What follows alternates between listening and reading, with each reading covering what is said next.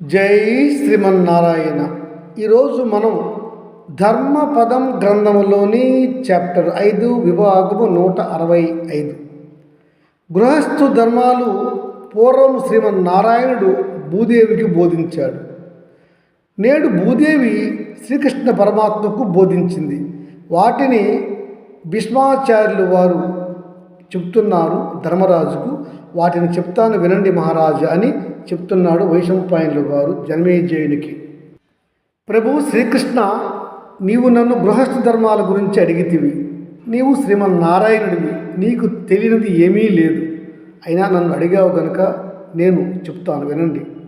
నాకు పూర్వం శ్రీ మహావిష్ణువు చెప్పాడు, వాటినే చెప్తున్నాను.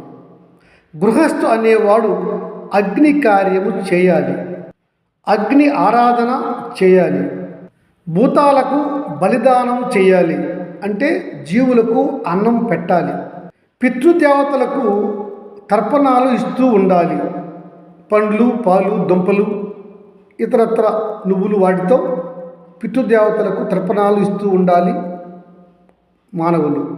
బీద బ్రాహ్మణులకు విప్రులకు అన్నార్తులకు ఎదురేగి వెళ్ళి భిక్ష ఇవ్వాలి. అతిథి ఇంటికి వస్తే అతనికి అన్నం పెట్టినాకనే గృహస్థు భోజనము చేయాలి. ప్రతిరోజు కొంత ఆహారమైన అన్నము గింజలు ఏవైనా సరే పక్షులకు కానీ జంతువులకు కానీ ఇవ్వాలి. మానవుడు చేయవలసిన గొప్ప తపస్సు ఏమిటంటే తల్లిదండ్రులను పూజించుట. స్త్రీమూర్తి అయితే భర్తను అనుగమించి పాతవ్రత్యంతో భర్తకు శుశ్రూష చేయుట, అతనిని గౌరవించుట. ఇవి గొప్ప తపస్సులు. పండిత భీష్మాచార్య తాత మానవులు పండ్లు పూలు ధూపము దీపము నైవేద్యము మేలైన పూజా సామాగ్రి ఏర్పాటు చేసుకుని దేవతలను పితృదేవతలను పూజిస్తే వారికి గొప్ప ఫలితం వస్తుందని విన్నాను. దాని గురించి నాకు చెప్ప ప్రార్థన అడిగాడు. ధర్మరాజా, ఆ విషయం చెప్తున్నాను విను. పూర్వము శుక్రాచార్యులు వారు బలిచక్రవర్తికి చెప్పాడు. బలిచక్రవర్తి మనువుకు చెప్పాడు. మనువు సుపర్ణుడు అనే ఋషికి చెప్పాడు. అతడు నారదుని చెప్పాడు. నారదుడు నాకు చెప్పాడు. వాటిని చెప్తాను వినండి. ధర్మరాజా, తెల్లని పుష్పములు, ముళ్ళు లేనటువంటి మొక్కలకు పుట్టిన పుష్పాలు, తీగలకు పుట్టిన పుష్పాలు, మంచి సువాసన గల పుష్పాలతో దేవతలను పితృదేవతలను పూజిస్తే వారు సంతోషిస్తారు, దీవిస్తారు. అట్లా పూజ చేస్తే ఆ పూజా ఫలము జీవితాంతము మెరుస్తూ ఉంటుంది. దేవతలకు పితృదేవతలకు తామరలు జాజులు తులసి దళాలు మారేడు తంగేడు ఇలాంటి పుష్పాలతో పూజిస్తే వారు సంతోషిస్తారు, కోరిన కోరికలు మానవులకు తీరుస్తారు. ఇంకా రాక్షసులకైతే ఘాటైన వాసన నల్లని పుష్పాలు ఇష్టం. ఇలాంటి పుష్పాలే భూతములకు కూడా ఇష్టం. అయితే మానవులకు ఇష్టమైన పుష్పాలు నలుపు తెలుపు ఎరుపు రంగు గల పుష్పాలు సువాసనతో ఉంటే మానవులకు ఇష్టం. ఇంకా నలుపు తెలుపు ఎరుపుతో పాటుగా పశుపచ్చ పుష్పాలు కూడా మానవులు ఇష్టపడతారు. ధర్మరాజా, శ్మశానంలో పూసిన పుష్పములు వివాహాలకు కానీ దైవ కార్యాలకు కానీ పితృకార్యాలకు కానీ భార్యలకు భర్తలు కానీ ఇవ్వరాదు. అలాగనే పుష్పాలు లేని పూజ సరైన ఫలితము ఇవ్వదు. రాజా, ధూపం విషయంలో వచ్చేసరికి అందుకు చెట్టు పొడితో ధూపం వేస్తే దేవతలు ప్రీతి పొందుతారు, ఇష్టపడతారు. ఇంకా గుగ్గిలము అగరబత్తి కూడా దేవతలు ఇష్టపడతారు. అగరబత్తి ధూపాన్ని నాగులు యక్షులు గంధర్వులు ఇష్టపడతారు. అన్నిటికంటే కర్పూర దీపం అయితే ఇంకా అందరికీ ఇష్టం.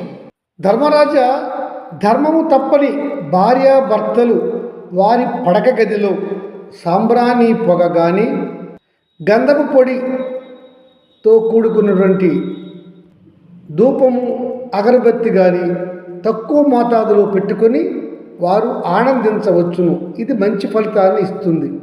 ధర్మరాజా, పూజ అంటే దీపం తప్పక ఉండాలి. దీపం వెలిగిస్తే అక్కడకు భూతగణాలు చేరలేవు. ఏ ఇష్టదేవతలు పితృదేవతలను పూజిస్తారో వారికి చెందాలి ఆ ఫలం అంటే అక్కడ దీపారాధన జరగాలి. దీపారాధనలో చిన్న ఒత్తి వేయుట, కొంచెము నెయ్యి లేదా చమురు వేయుట, అది కొద్ది కాలానికి ఆరిపోవుట అట్లాంటివి చేస్తే ఆ దీపారాధన వల్ల ఫలితాన్ని ఆ సాధకుడు పొందలేడు. దీపారాధన అంటే ఆ దీపం బాగా వెలగాలి, ఆ కార్యక్రమం ఆ పూజ అవునంత వరకైనా ఆ దీపము ఉండాలి అని సాధకుడు చూసుకోవాలి. ఎవరైనా సరే దేవాలయాలలోని దీపాలను దొంగిలిస్తే వారికి గుడ్డితనం వస్తుందని చెప్తుంది శాస్త్రం. రాజా ఎవరైతే కొండలపైన, వీధులలోన, చావిడిలపైన దీపం పెట్టి వెలుతురు ఇస్తారో వారు గొప్ప ఐశ్వర్యవంతులవుతారు.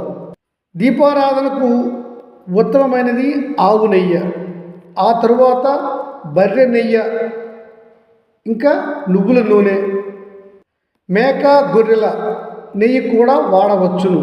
అవి కూడా ఉత్తమమైనవి. దీపదానం ఉత్తమ ఫలితాన్ని ఇస్తుంది.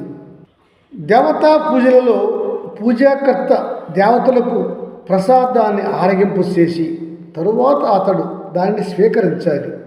దేవతా పూజలలో పిండి వంటలు, నువ్వుల వంటలు ఆ దేవతలకు ఇష్టం.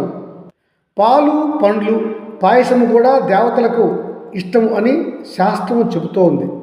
ధర్మరాజ యక్షులు, నాగులు, భూతములు, పిశాచములకైతే రక్త తర్పణాలు అవసరం. వాటిని అవి ఆనందిస్తాయి. అనగా అవి రక్తాన్నాన్ని, మాంసాన్ని ప్రసాదంగా కోరుకుంటాయి. ఉత్తములు సౌమ్య బలి ఇస్తారు. దుష్ట ప్రవృత్తి గలవారు దుష్ట బలులు ఇస్తారు. దుష్ట బలులు అంటే రాజా జంతువులను, పక్షులను వధించి బలి ఇచ్చుట. ఇట్లాంటి వారు ఇతరులకు హాని చేసే కార్యక్రమాలు చేస్తూ వారు పూజించే క్షుద్ర దేవతలకు ఇట్టి బలులు ఇస్తారు. అయితే ఇలా క్షుద్ర దేవతలను పూజించే వీరు తాత్కాలికంగా ఫలితాన్ని త్వరగా పొందుతారు. కానీ తరువాత వీరు ఆ క్షుద్ర దేవతలకు బలైపోతారు. ధర్మరాజా ఎట్టి కోరికలు లేకుండా ఇష్టదైవాన్ని పూజించి ప్రసాదాలు పెట్టి దీపారాధన చేసే వారికి వచ్చే ఫలితము ఇంత అంతని లెక్కించలేము. అంటే ధర్మరాజా ఎట్టి కోరికలు లేకుండా ఇష్టదేవతను పూజిస్తే వారు పరమోత్తములు. కోరికలు ధర్మబద్ధమైనవి కోరుతూ ఇష్టదైవాన్ని పూజ చేస్తే వారు మధ్యములు. ఇతరులకు హాని జరగాలని దేవతలను పూజ చేసేవారు అధములు. ధర్మరాజా పూర్వము నహుషుడు అనే చక్రవర్తి దేవతలను పూజిస్తూ యజ్ఞయాగాదులు చేస్తూ దీపారాధన చేస్తూ దేవతలకు ఉత్తమ నైవేద్యాన్ని పెట్టి దేవత ఆరయింపు అయిన తర్వాత ఆయన స్వీకరించేవాడు, అతిథులకు అన్నదానం చేసేవాడు. అలా అతడు పుణ్యము చేయడం వల్ల, అలాంటి పుణ్యాలు ఆ నహుషుడు చేసినందువల్ల అతడు ఇంద్ర పదవిని అధిష్ఠించాడు. అయితే అతనికి పరస్త్రీ వ్యామోహం ఉండటం వల్ల ఇంద్రుని భార్య శశీదేవిని కోరడం వల్ల సప్త ఋషులలోని అగత్యముని వల్ల అతని కోపానికి బలి సర్పముగా పడిపోయాడు. ఆ సర్పరాజమే మీకు వనవాస కాలంలో కలిసినది. దానిని మీ వల్ల ఆ శాపాన్ని మీరు తొలగించారు. అయితే ఆ నహుషుడు గొప్ప యజ్ఞయాగాదులు, దీపారాధన, దేవతలకు మంచి ప్రసాదం పెట్టి పూజలు చేయటం వల్ల, అన్నదానాలు చేయటం వల్ల అతడు బ్రహ్మలోకానికి నేరుగా వెళ్ళి వస్తుండేవాడు. అంతటి శక్తి పొందాడు ఆయన. ధర్మరాజా, నీవు కనీసం ఒక పూటైన దీపములో ఆవు నెయ్యితో ఒత్తివేసి వెలిగించుము. అందువల్ల ఆ దీపాన్ని నీవు నీ ఇష్టదైవం ముందు ఉంచుము. ఇలా చేయటం వల్ల నీవు వేల కొలది దివ్య సంవత్సరాలు బ్రహ్మలోకము, విష్ణులోకాలలో నీవు ఉండగలుగుతావు. ధర్మరాజా ఉత్తమ బ్రాహ్మణుడి లేదా విప్రుని యొక్క ధనం అపహరించుట పరమ అధర్మము, పరమ పాపము. అట్టివానికి అతని నాశనమే కాక అతని కులము కూడా నాశనం పొందును. పైగా అతడు మరుజన్మలో హీనమైన జన్మలు ఎత్తి చివరగా చండాలుడుగా జన్మించును. ఇందుకు ఉదాహరణగా క్షత్రబంధుడు అనే వాని కథ చెప్తాను విను. ఒకరోజు క్షత్రబంధుడు అనే రాజు తన వాహనంపై ఒక మార్గం గుండా వెళుతుండగా ఒక చండాలుడు తన శరీరంపై మొత్తం గుడ్డ కట్టుకున్నాడు. మూతిపై ముక్కుపై కూడా గుడ్డ కట్టుకున్నాడు. దాన్ని చూశాడు మహారాజు. ఏమయ్యా, నీవు ఎందుకు అలా శరీరం మొత్తం గుడ్డతో కప్పుకున్నావు? ఇంకా ముక్కు ముఖంపై కూడా కంటిపై కూడా ఆ గుడ్డతో ఆచ్ఛాదనం చేశావు. ఏమిటి కారణము? నీపైన మట్టి వచ్చి పడుతుందనే ఉద్దేశంతోనా అని అడిగాడు. అందుకు సమాధానం చెప్పాడు ఆ చండాలుడు, మహారాజా, అది ఏమీ కాదు. ఈ పక్కన ఉన్నటువంటి పొలము ఒక బ్రాహ్మణుడిది. ఆ బ్రాహ్మణుడి యొక్క పొలంలోని మట్టి నా నోటిలో పడుతుందేమో, నా ముక్కులో పడుతుందేమో, నేను స్వీకరిస్తానేమో, అందువల్ల నాకు పాపం వస్తుందేమో అని తెలిసి నేను గుడ్డతో కప్పుకున్నాను అని చెప్పాడు ఆ మార్గం గుండా పోతున్న చండాలుడు. అప్పుడు రాజు అన్నాడు, ఆ బ్రాహ్మణుని పొలంలో ఉండే మట్టి గాలితో ఎంత వచ్చేస్తుంది నీ నోట్లోకి? ఎక్కువగా రాదు కదా, దానికి ఎందుకు బాధపడుతున్నావు అన్నాడు రాజు. మహారాజా, నేను గర్జన్మలో వేదము తెలిసిన బ్రాహ్మణుడిని. నేను ఒక క్రతువులో భోంచేస్తూ ఉండగా ఆ పక్కనే ఉన్న బ్రాహ్మణుని పొలంలోని మట్టి ఒకటి గాలిలో వచ్చి నా అన్నంలో పడింది. దాన్ని నేను గమనించకుండా తినేశాను. అందుకే నేను ఈ జన్మలో ఇలా పంచముడిగా జన్మించాను అని చెప్పాడు.